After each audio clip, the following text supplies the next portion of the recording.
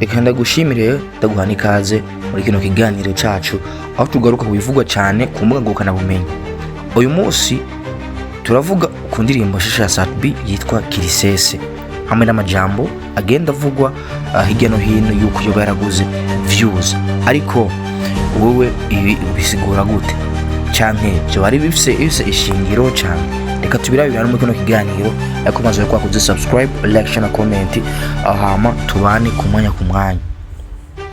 Mu minsi mike iheze indirimbo ya Sat-B yitwa KIRISESE yarayishize ku rwego rwa YouTube, mu masaha make igira views nyinshi cyane, ndetse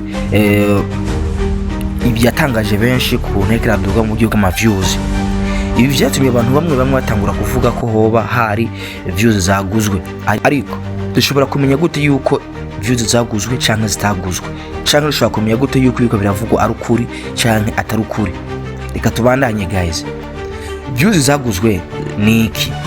Mbere yuko tugice tuvuze, reka tubanze gusobanukirwe kugura views mbega ni iki.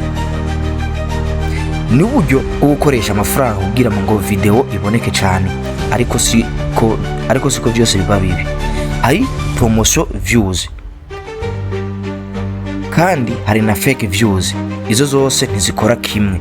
Abaririmbyi benshi nko ku isi barabikoresha ama promotion kugira indirimbo zabo zishike kure. None byose byo bari bibi? Ibigaragara ni uko Sat-B ari umwe mu baririmbyi bafise followers benshi mu Burundi, kandi indirimbo yiwe yashikirijwe n'abantu benshi ku mbuga nka TikTok, WhatsApp ndetse n'ahandi.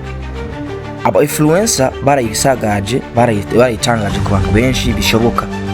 Bivyo nyine birashobora gutuma views ziboneka cyane, iyi ndirimbo kanagira kure cyane. Nimba hari ibivugwa twobaza duti, ese hari ibimenyetso bifadika vyemeza ko Sat-B yoba yaraguze views canke na Maria babona video igeze kure cyane mu mwanya muto? Ndavuga mu misi 7 gusa ahigombe kwiza ama views agira ku miliyoni. Ivyo nyimba atagihamya official yemeza yuko Sat-B yaraguze ama views, ukavugwa ayo majambo bafatiye ngo nuko yoba igize ama views menshi mu misi mike, sindibaza ko ico bari citwa cotuma bavuga ko Sat-B yaguze views. Muri make tuenze gucira abantu rubanza, dukwiye kwihweza ibintu tubanje gushira imbere ukuri. Sat-B amaze imyaka myinshi mu muziki kandi afise fan base ikomeye, ariko kandi ibyo gukoresha promotion mu muziki si bibi, ahubwo ni marketing.